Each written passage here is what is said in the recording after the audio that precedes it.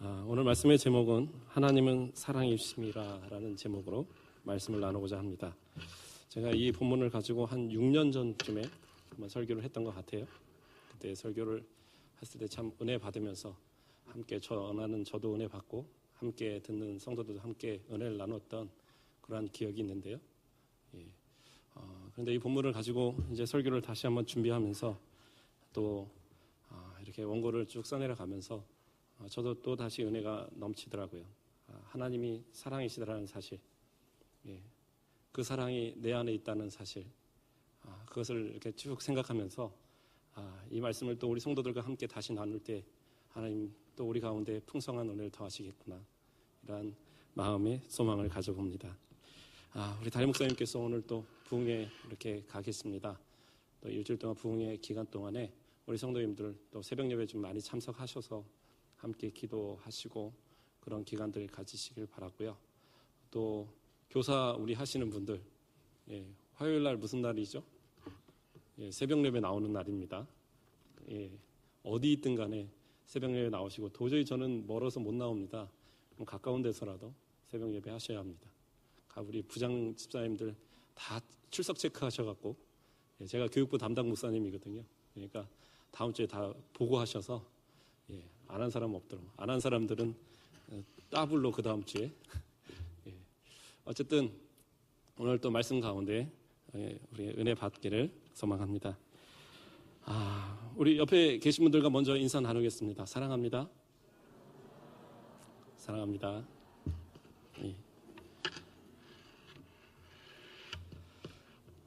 사랑합니다. 우리 일주일 동안 살아가면서 이 사랑이라는 말을 얼마나 자주 하고 살아가십니까? 혹시 내게 입술에서 가장 많이 나오는 말들이 무엇인가 한번 생각해 보셨습니까?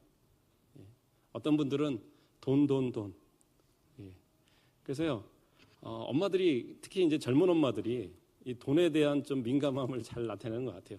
좀 나이가 연세가 있으신 분들은 그냥 웬만하면 달관하고 사시는데, 돈 없어 뭐 이러니까 아이들이요, 유치원 같은 데서 엄마한테 이렇게 돈 갖고 오라고 이렇게 뭐 보내잖아요. 그래서 그 아무리 나라에서 다 이제 무상이라고 해도 본인들이 내야 되는 게 있으니까, 그러면 그걸 가지고 아이들이 벌벌 떨어요. 왜 그러냐니까 우리 엄마 돈 없는데.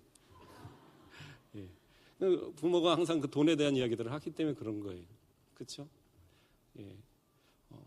어떤 생각을 가지고 혹시 말하면서 하십니까? 어떤 분들은 그냥 어떻게 얘기하면 어떤 게 몸에 좋은가, 뭐 그런 것만 항상 얘기하는 분도 있어요.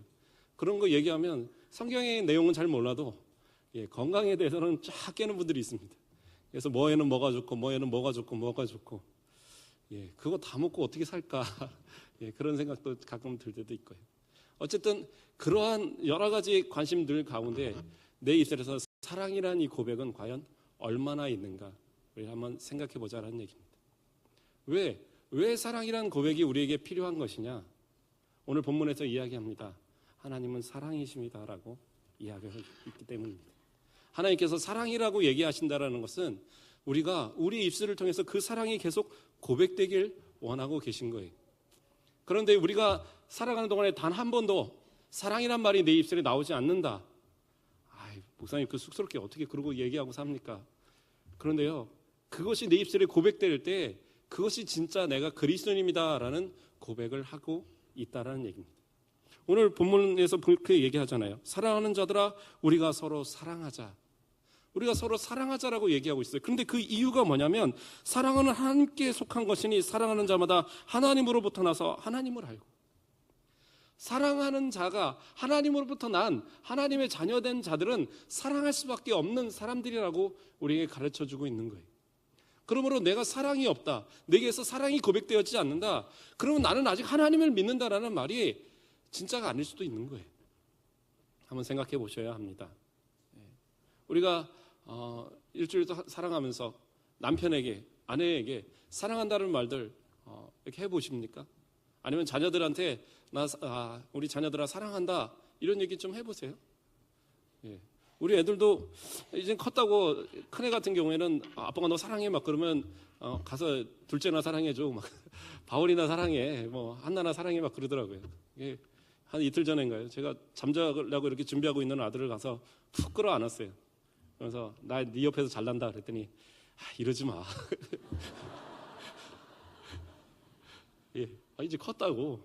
그 전에는 뭐 내가 사랑해 막 그러고 아기 때 그러면 너무 좋아하고 그랬는데, 그래서 야 내가 너 아기 때 얼마나 너를 사랑해주고 그랬는지 근데 이렇게 얘기를 하냐 그랬더니 나 이제 컸어. 이제는 또 뭐 한나한테 가서 해줘 막 이러더라고요. 물론 애들은 이제 괜찮겠죠. 그러나 제 입장에서는 그 사랑에 대한 표현이 있죠. 사랑한다는 거. 내가 너를 사랑한다는 거.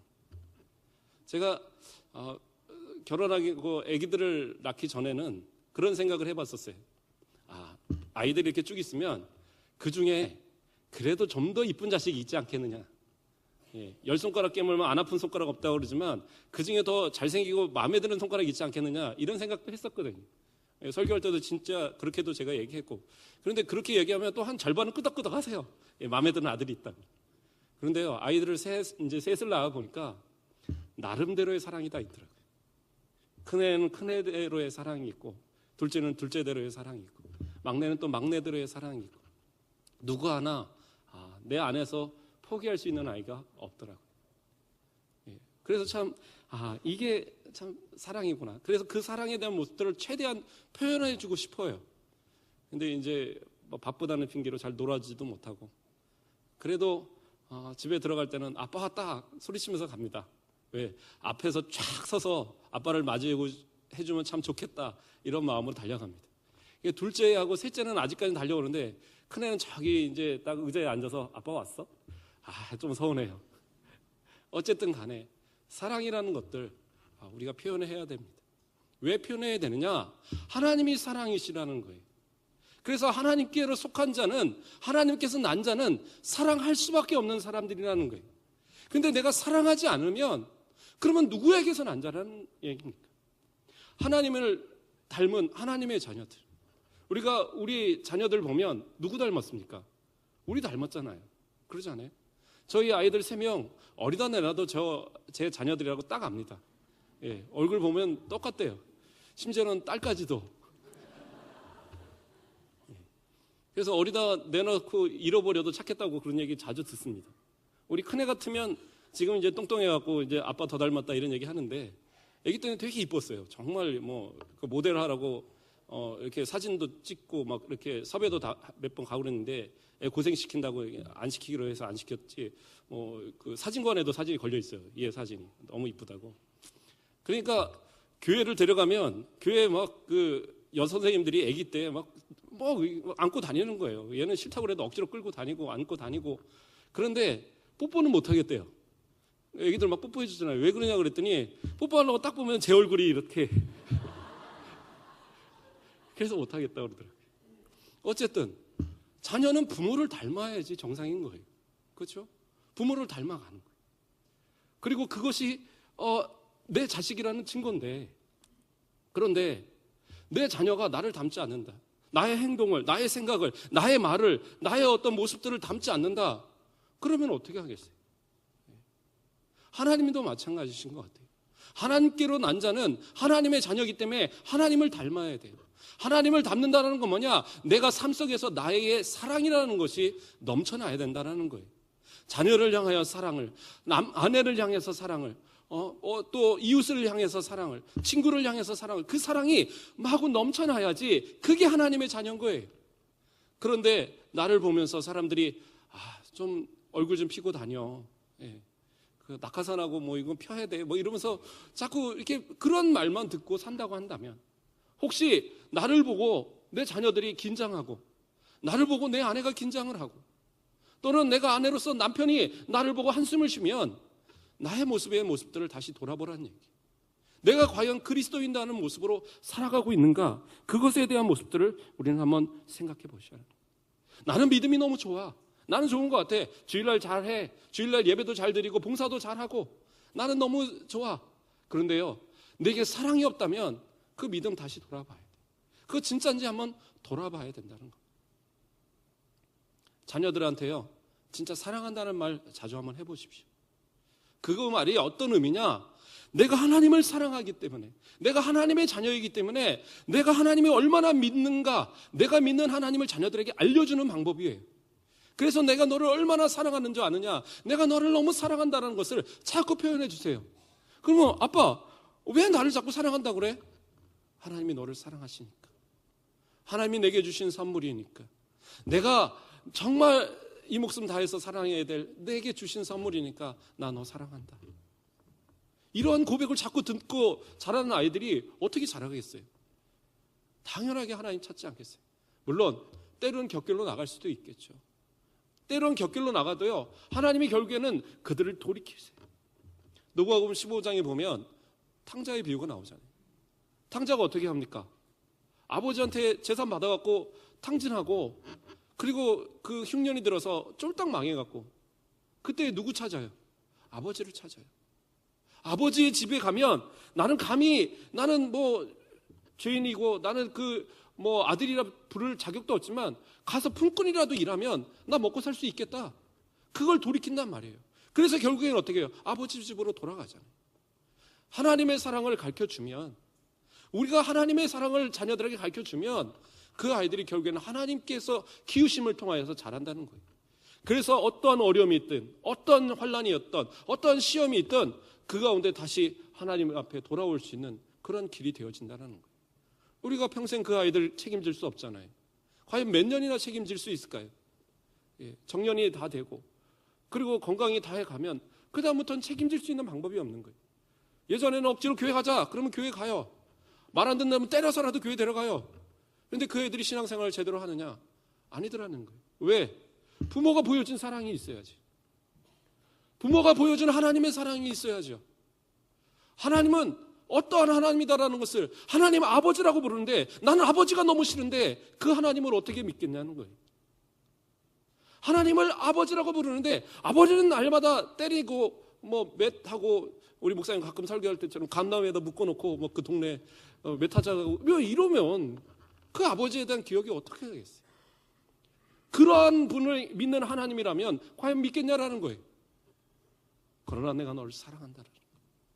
사랑해서 매를 들고, 사랑해서 그 아이들을 양육하고 이끌고 좋은 길로 가르쳐주고, 사랑해서 그들을 안고 기도하는 그 아버지의 모습이라고 한다면 그것이 하나님 앞에 하나님의 모습으로 그들에게 기억되지 않겠어요? 또 아내들에게, 남편들에게 결혼할 때 내가 결혼하면 믿음 생활 잘할게, 걱정하지 마. 그리고 결혼해놓고 믿음 생활 못하는 남편들 많이 있습니다. 믿음 생활 잘 안 하는 아내들도 있어요. 왜 그렇겠습니까? 왜? 그들에게 진짜 그리스도의 사랑으로 보여주셨냐라는 거죠.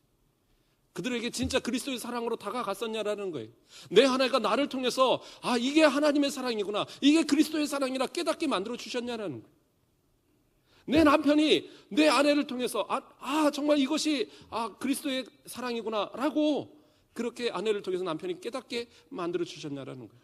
우리 담임 목사님 설교하시면서 얘기하시잖아요. 우리 교회에 오시는 많은 집사님들이랑 권사님들이 우리 교회 오니까 너무 좋대요. 왜냐하면 안 하시던 우리 남자 집사님들이 뭐 장로님들까지도 가서 막 설거지하고 방 청소하고, 목사님이 걸레까지 빨아서 딱 널어놓으라고 그랬다고 그렇게까지 하신다는 거예요. 참 대단하죠. 저는 청소는 잘 못하겠더라고요, 솔직히. 청소하면 대신 일리저리 피해는 다닙니다. 자, 어쨌든 간에 그렇게 달라진 모습들에 되게 좋다라는 얘기를 합니다. 그런데요, 그게 어떤 인생의 강의를 하시는 거 아니에요. 그게 복음의 내용이거든요. 아내를 향하여 사랑을 보여주는 것, 남편을 향하여 사랑을 보여주는 것, 그것이 하나님을 알게 하는 방법이고, 그것이 그리스도로 난 자, 하나님으로부터 난 자의 모습이라는 걸 가르쳐주는 방법이에요. 그러니까 그것을 가르쳐주는 겁니다.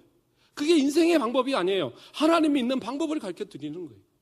그러면 아멘으로 받으시고, 그래, 내가 그리스도의 말씀을 들었으니, 하나님의 말씀을 들었으니 이것을 가지고 내 자녀를 사랑하고 내 아내를 사랑하고 내 남편을 사랑해야지, 이 마음을 가져야 되는데, 왜 자꾸 이렇게 잔소리를 하셔서 나로 설거지를 하게 만드나, 이런 마음 갖지 말라는 얘기. 왜 자꾸 남편에게 자꾸 복종하라고 하느냐, 이런 생각하지 마십시오. 그게 하나님이 가르쳐준 사랑의 방법인 거예요. 왜? 하나님은 사랑이시기 때문에, 하나님의 자녀들이 사랑하는 것을 원하시기 때문이란 사실입니다. 그래서 이 시간 한번 진짜 사랑이다라는 고백들을 우리 혹시 옆에 있는 아내가 있다면 아내에게, 남편에게 사랑합니다라는 고백 한번 해봤으면 좋겠습니다. 멀리 있다 그러면 어딘가 텔레파시라도 알아듣겠지. 사랑해라는 고백들을 한번 해보죠. 예. 저희 아내 어디 있죠? 예. 예. 예. 사랑한다라는 고백들 한번 해봤으면 좋겠습니다. 사랑합니다. 사랑합니다. 예. 별로 이렇게 쑥스러워 못 하시는 것 같아요. 예. 예. 김철원 지사님 대표로 큰 소리로 사랑합니다. 예. 예. 답장도 하셔야죠. 예. 그러한 고백들이 자꾸 이루어지길 원합니다. 그런데요, 이것은 진짜 말로만 이루어지는 게 아니라 우리 목사님 가르쳐 주시는 것처럼 그렇게 행함과 진실함으로 해야 되는 겁니다.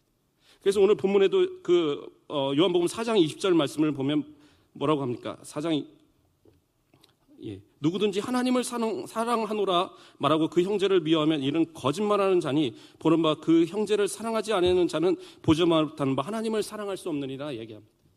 사랑이라는 것을 행하지 못하면 하나님 사랑한다는 말이 거짓말이다라고 얘기하고 있어요. 날마다 집에 들어가는 게 나는 곤욕이야. 우리 아내가 너무 미워.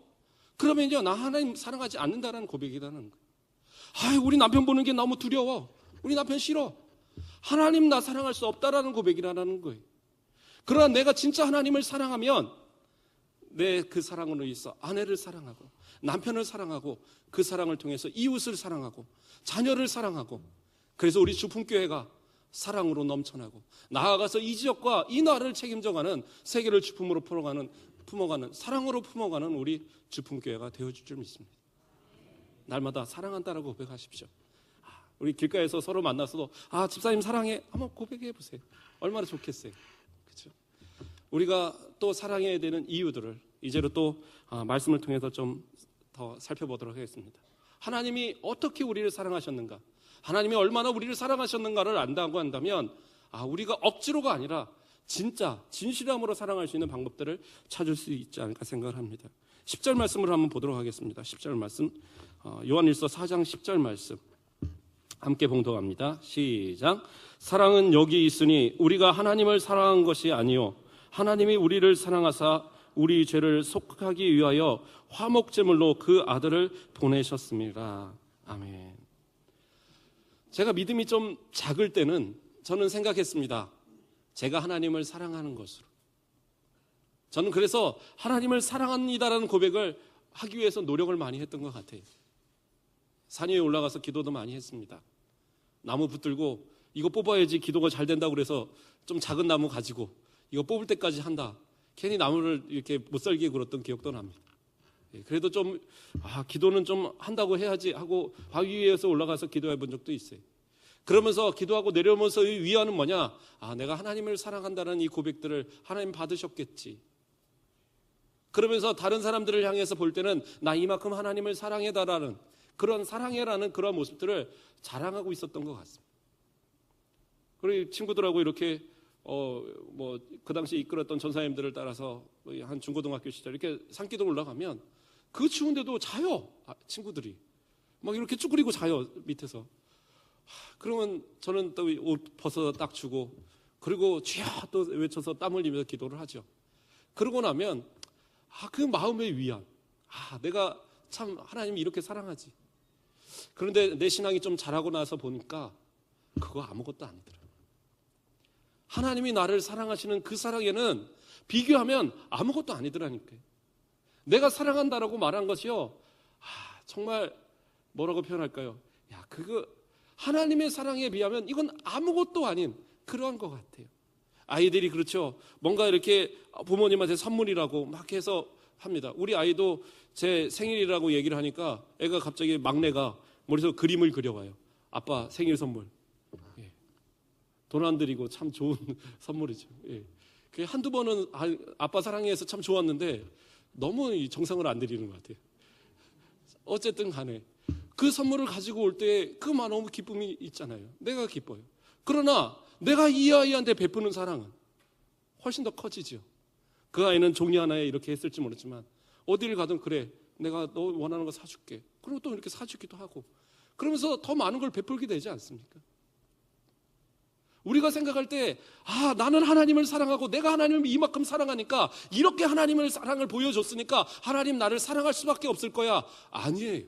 내가 보여준 사랑은 하나님이 우리에게 베푸신 사랑의 10만 분의 1이나 되겠습니까? 먼지마도 못하는 그러한 모습인데, 내가 하나님을 사랑했다라고 자랑할 만한 것은 아무것도 없더라고요. 결국에서 나에게 고백할 수 있는 것은, 하나님 저를 사랑해 주셔서 감사합니다. 그런데도 하나님을 사랑합니다라고 고백하는 것은, 내가 어떠한 다른 단어로는 내가 하나님 앞에 고백할 단어가 없기에 사랑이란 말로 저도 고백을 할 뿐입니다. 하나님이 사랑이라는 말로 내게 고백하셨는데, 내가 그거보다 더 큰 것을 고백할 수 있는 아무것도 없어서, 이 미약한 모습 속에서도 사랑이라는 모습을 하나님 앞에 고백하게 되더라는 얘기입니다. 하나님은 어떻게 합니까? 하나님이 우리를 사랑하셨다는 거예요. 우리가 하나님을 사랑한 게 아니라 하나님이 우리를 사랑하셨어요. 하나님이 우리를 사랑하셔서 어떻게까지 사랑하셨냐? 자신의 아들 독생자 예수 그리스도를 포기하면서까지 사랑하셨다는 사실입니다. 옆집에 누구 어떤 아이가 아파요. 그런데 그 아이를 대신해서 우리 아이를 죽게 할 수 있겠냐는 얘기입니다. 옆집에 어떤 일이 있었어요. 그래서 그 집을 위해서 우리 아들을 그냥 보낼 수 있어요? 그 집으로? 너 그 집 가서 살아. 보낼 수 있습니까? 그럴 수 없잖아요. 그런데 하물며 로마서에 보면 우리가 아직 죄인 되었을 때 하나님께서 우리를 위해서 예수 그리스도를 십자가에 내주셨다라고 고백하고 있어요. 죄인을 위해서 돌아가셨다는 얘기. 내가 하나님을 사랑해서 하나님이 예수 그리스도를 우리에게 주신 게 아니라, 하나님이 우리를 사랑하셨기 때문에 그 아들 독생자 예수 그리스도를 우리 위해서 주셨다는 사실이에요. 그러면 그 사랑을 받는 우리들의 모습은 무엇을 하나님 앞에 자랑할 수 있겠습니까? 하나님이 우리를 사랑하셨는데, 그리고 그 사랑의 모습을 보여주셨는데, 그런데 그 사랑을 받은 우리가 과연 다른 사람들을 향해서 너 미워, 너는 난 싫어, 너는 정말 용서할 수 없어, 이거는요, 다시 말해서 나는 예수님 아직 못 믿어라는 고백이에요. 나는 아직 하나님 사랑 몰라라는 고백이에요. 하나님께서 그렇게 사랑을 보여주셨고, 이 사랑을 보여주신 것처럼 너희도 사랑하라고 가르쳐 주시는데, 그런데 내가 아직 사랑하지 못한다고 한다. 하나님 어떻게까지 사랑하십니까? 아들이 아프면, 자녀들이 아프면 부모님의 마음은 어떻습니까? 아프지 않으세요? 막 제가 아픈 것보다 더 아파요. 차라리 제가 아프면 그냥 내가 가서 약 사 먹고 그렇게 견디면 되는데, 자녀들이 아프면 어떻게 해줄 수가 없어요.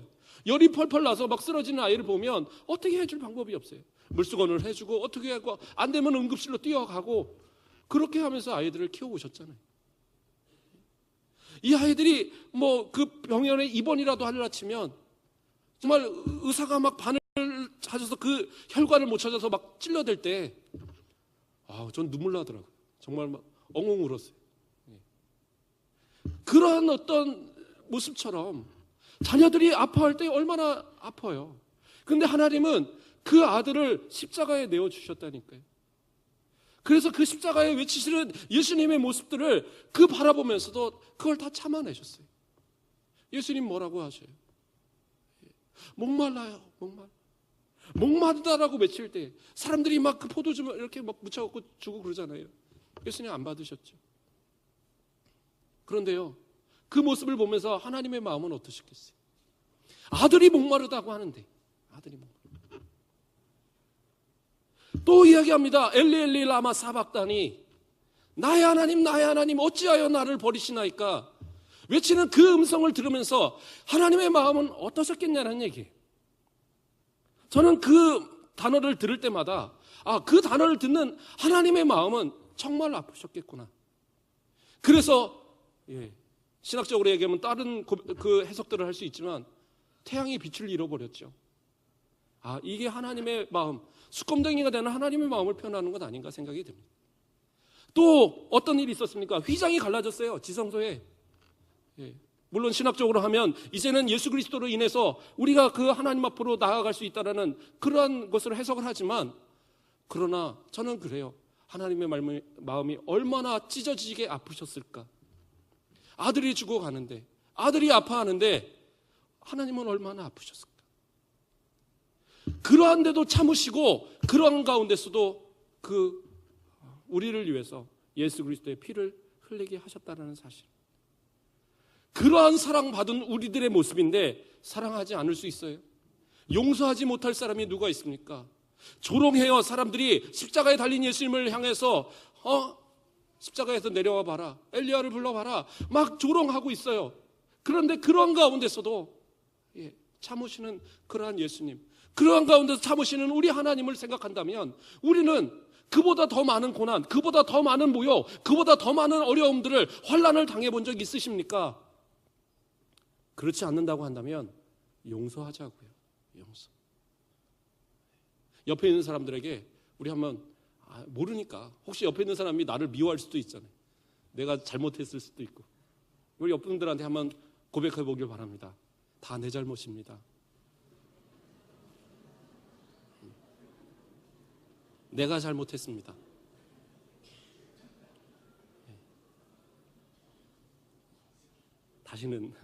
다시는 이러한 모습이 우리 가운데 있어서는 안 될 겁니다.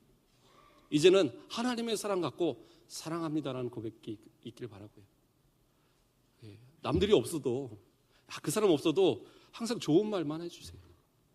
그 사람 진짜 나빠, 때려주고 싶어, 이런 얘기 하지 마시고, 그 사람 떡 하나도 더 주고 싶고, 그 사람 정말 사랑스럽고, 이런 얘기도 좀 많이 해봤으면 좋겠어요. 그러다가 보면 어느 순간 정말 더 사랑스러워 보이는 그런 모습, 정말 그러다 보면 그 사람들이 볼 때 우리를 보면서 역시 하나님 믿는 사람들은, 역시 예수님 믿는 사람들은 사랑이 넘쳐, 그런 고백들이 있지 않겠습니까? 그러한 사랑이 넘치는 이 주품교회 나도 가보고 싶다라는 그런 고백들이 나타나지 않겠냐는 얘기. 그러므로 우리 사랑하며 사시기를 원합니다. 또 하나님께서 그렇다고 한다면 왜 그러한 사랑을 우리에게 포기하지 않으시고 그러한 사랑을 계속 보여주시느냐. 오늘 또 한 구절을 찾아보겠습니다. 요한일서 4장 19절에 있는 말씀입니다. 요한일서 4장 19절 함께 봉독합니다. 시작. 우리가 사랑을, 그가 먼저 우리를 사랑하셨습니다. 아멘. 뭐라고 합니까? 먼저 우리를 사랑하셨다라고 얘기를 합니다. 우리가 내리사랑이라는 말이 있습니다. 내리사랑. 이게 무슨 말입니까? 부모가 자식을 사랑하죠. 그러나 자식이 부모만큼 그렇게 부모에게 사랑을 다시 돌려드리는 경우는 없다는 얘기입니다. 그래서 그런 얘기 있잖아요. 자식이 죽으면 가슴에 안고, 부모가 죽으면 땅에 묻는다는 얘기가 있습니다. 그러니까 부모가 돌아가시면, 저도 아버지가 돌아가시니까요 정말 힘들었습니다. 제가 우리 교회에 올 때가 아버지 돌아가시고 한 6개월 만에 우리 교회로 왔거든요. 그래도 우리 성도님들의 사랑으로 인해서 많이 회복이 됐었는데, 제가 한 2년 내지 거의 한 3년 가까이까지 힘들었던 것 같아요. 아버지의 빈자리가 너무 컸고, 아버지를 모시고 함께 살았기 때문에 아버지에 대한 그래서 진짜 길가 가다가 한쪽에다 차 대놓고 울어본 적도 있어요. 아버지 보고 싶다고. 지금도 제 지갑에 항상 아버지 사진이 함께 있어요. 제 신분증 뒤에 같이 이렇게 꽂아 있습니다. 그래서 보고 싶을 때 한 번씩 봅니다. 근데 어떤 분들은 얘기하더라고요. 저희 아버지도 저를 좀 같이 닮아서 네 얼굴 보면 아버지 얼굴이다. 어쨌든 간에 그러한 어떤 사랑에 대한 모습들이 이렇게 있는데, 시간이라는 게 참 그런 것 같습니다. 한 2년 3년이 지나가기 시작하니까 어느 날 저희 어머니가 저한테 그러더라고요. 너는 이제 아버지 생각 안 나지? 그러더라고요. 그러니까 어머니 너무 힘드신데 저는 너무 편하게 보였나 봐요. 솔직한 얘기로 그런 것 같습니다. 물론 다시 만날 천국의 소망이 있기에 견뎌내는 부분도 있지만요, 자녀들 생각하고 내 일이 바쁘다 보니까 그 전만큼 아프지 않고 그 전만큼 생각나지는 않더라고요. 솔직하게. 그렇게 막 부모님 생각나서 막 그런다 보면 인생 어떻게 살겠어요, 솔직히. 부모님이 먼저 돌아가시는 건 당연한데. 그러다 보니까 그 사랑이요 자녀들에게 가더라고요. 자녀들에게. 내 자녀가 잘 먹게, 자녀에게 잘 입히기 위해서 그러한 것들에 대한 생각들을 더 많이 하게 되더라고요. 그게 부모가 자녀에 대한 사랑인가 보다. 그게 내래의 사랑인가 보다. 이제 조금씩 깨달아가는 것 같습니다. 우리 부모님도 나를 그렇게 사랑하셨겠구나. 우리 아버지도 나를 그렇게 사랑하셨겠구나. 그 사랑을 깨닫기 시작하는 것 같습니다. 하나님도 마찬가지입니다. 왜 우리를 포기하지 않으시냐? 왜 우리를 끝까지 참으시고 십자가에 예수 그리스도 못 박으시면서까지 참으셨느냐? 먼저 우리를 사랑하셨기 때문입니다. 우리가 먼저 하나님 사랑한 것 아니고 하나님이 우리를 먼저 사랑하셨으니까 내 배 아파 낳은 아이를 그 어미가 포기할 수 없고 사랑하는 것 같이 그렇게 하나님이 우리를 사랑하시니까요. 그래서 이사야 49장에 뭐라고 얘기합니까? 젖먹이 가진 엄마가 그 아이를 혹시 잃어버릴지 몰라도 나는 너희를 잃어버리지 않는다라고 말씀하십니다. 왜요? 먼저 한 사랑이에요. 부모가 자식을 향하여 하는 그런 사랑처럼 먼저 하는 사랑입니다. 다시 누가복음 15장에 있는 탕자의 비유를 다시 한번 이야기하고자 합니다. 탕자가요, 진짜 나쁜 사람이에요. 왜냐하면 특히 이스라엘은 자신이 아버지가 돌아가시기 전에 유산을 받지 않아요. 그런데 유산을 달라고 한 거예요. 아버지, 나 살아있는 동안에 좀 재산 좀 미리 좀 내 분량 좀 나눠주세요. 그러니까 마지못해서 그걸 나눠줘요. 야, 땅 좀 잘하고 농사 잘해서 너 잘 먹고 살아야 돼. 근데 홀라당 그거 다 팔아버려요. 그래갖고 돈 챙겨갖고 다른 나라로 가버립니다. 다른 나라 가서 허랑방탕하고 그걸 다 써버립니다. 다 쓰고 나서 그곳에 기근이 들고 가뭄이 드니까 어떻게 됩니까? 그때 가서야 다 잃어버리고 정말 배고프니까 그 돼지 먹는 그 쥐염 열매 그거로 먹고요. 그나마도 먹을 기회가 없으니까 쫄쫄 굶으며 살아요. 그러다 생각나는 게 누가 생각나느냐? 아버지가 생각나는 거예요. 야, 우리 아버지 집에 가면 품꾼도 일하는 사람도 굶지 않는데 야, 내가 아버지한테 감히 아들이라고 말할 수는 없어도 가서 나 품꾼으로 일꾼으로 좀 써달라고 말을 해야지. 그리고 가서 품꾼으로 써달라고 얘기를 합니다. 그런데요, 아버지가 어떠한 모습을 갖습니까? 우리 누가복음 15장으로 한번 가보겠습니다. 15장 가서 한번 살펴봐야 돼요. 누가복음 15장 20절 말씀. 차신 분들 함께 봅니다. 시작. 이에 일어나서 아버지께로 돌아가니라. 아직도 거리가 먼데 아버지가 그를 보고 측은히 여겨 달려가 목을 안고 입을 맞추니. 아멘. 제가 너무 빨리 읽었나 봐요. 따라오신 분이. 어떡합니까? 탕자가요 오는데 거리가 아직 멀어요. 집에 와서 똑똑똑똑 문 두들겨서 아버지 나왔어요 그런 게 아니라 저 마을 저 어귀에서 걸어오는 아들을 누가 먼저 보냐? 아버지가 먼저 보는 거예요. 그리고 아버지가 달려가요. 달려가서 그 얼굴도 못 마주치고 고개 푹 쓰고 있는 그 아들을 끌어안는 거예요. 사랑하는 아들아, 죽었다 살아온 내 아들아, 그러면서 엉엉 울며 그 아이를 끌어안는 거예요. 그리고 너무 기뻐하는 거예요. 그런데 이 정신 못 차리는 아들은 거기다 대놓고 아버지, 저는요 아버지 아들이라고 할 자격도 없어요. 저 그냥 일꾼으로 써주시면 안 되나요? 아버지는 그거 신경 쓰지 않아요. 내 아들이 죽었다 살아왔다. 얘야, 가장 좋은 옷을 갖다 입혀라. 가락지를 갖다 끼워 주어라. 신발을 새로 갖고 오너라. 야, 우리 아들이 왔는데 그냥 할 수 없다. 잔치 베풀자. 우리 아이를 위해서 잔치를 베풀자. 그래서 살찐 송아리를 잡고 사람들을 불러다가 잔치를 벌입니다. 이게 아버지의 마음. 거리가 아직 멀었는데 무슨 얘기예요? 날마다 그 거리를 보면서 그 자식 돌아오기만 기다렸다는 사실이에요. 왜요? 아버지니까. 왜요? 먼저 한 사랑이니까. 그러니까 기다리는 거예요. 하나님도 그렇게 기다리고 계십니다. 우리가 돌아오기만 기다리고 계셨어요.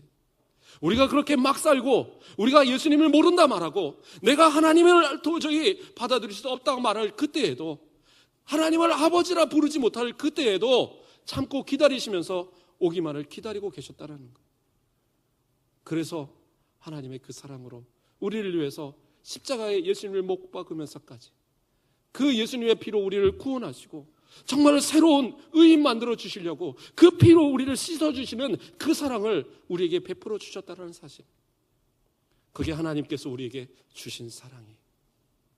우리 하나님 앞에 그 사랑을 받은 사람, 감히 세상의 어떤 것과 비교할 수 없는 이 사랑 받았다고 한다면 우리 사랑합니다라는 고백들로 하나님 앞에 또 올려드려야 할 것 같습니다. 또한 항상 사랑이라는 고백이 우리 가운데 있어야 할 줄 압니다. 또 다른 사랑을 살펴보면요, 이제는 예수님의 사랑을 한번 살펴보겠습니다. 예수님은 우리를 어떻게 사랑하셨습니까? 예수님, 우리 다시 요한일서로 한번 가보겠습니다. 요한일서 5장 18절 말씀 한번 살펴보겠습니다. 요한일서 5장 18절.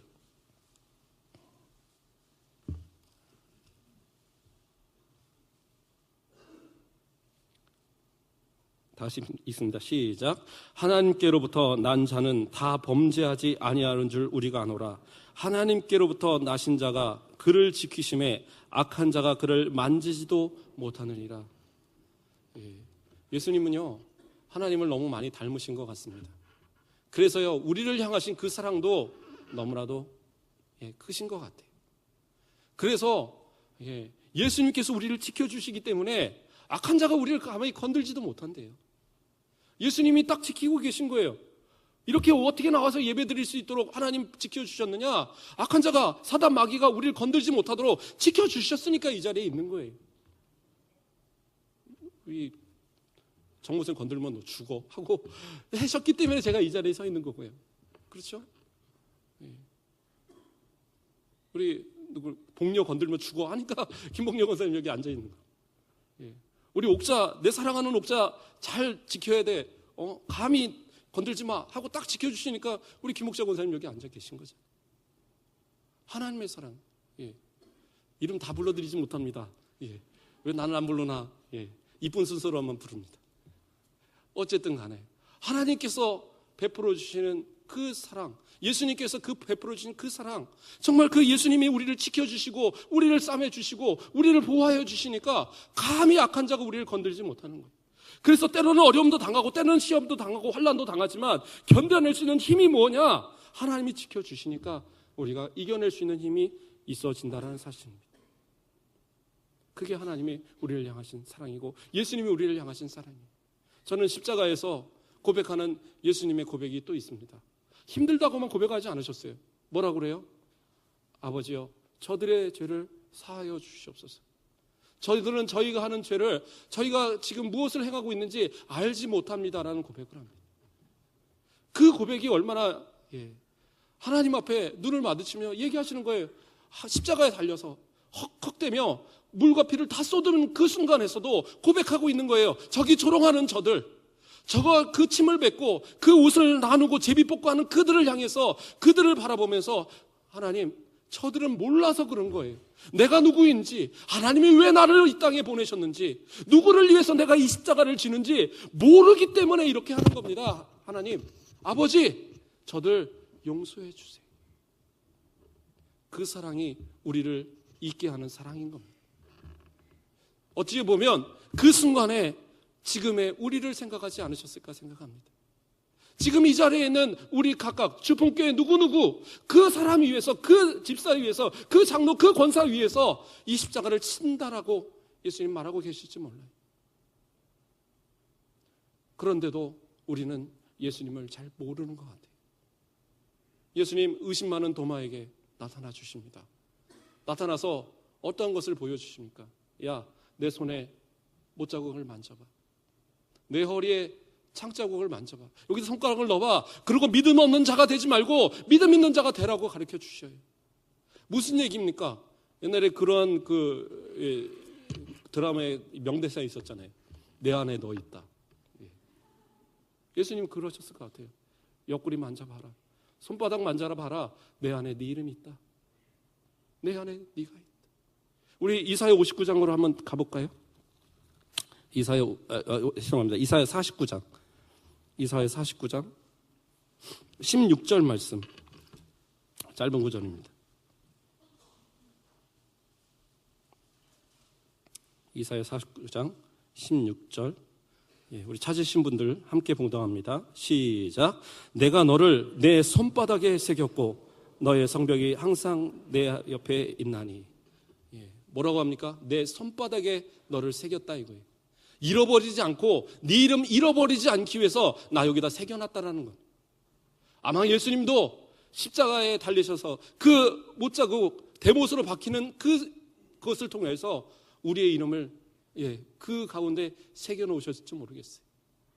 그 옆구리의 창자국 속에 어떻게 보면 우리의 이름을 새겨놓고 계신지 모르겠어요. 그래서 믿음 없는 나를 보면서 야, 손바닥을 봐라. 야, 이 옆구리를 봐라.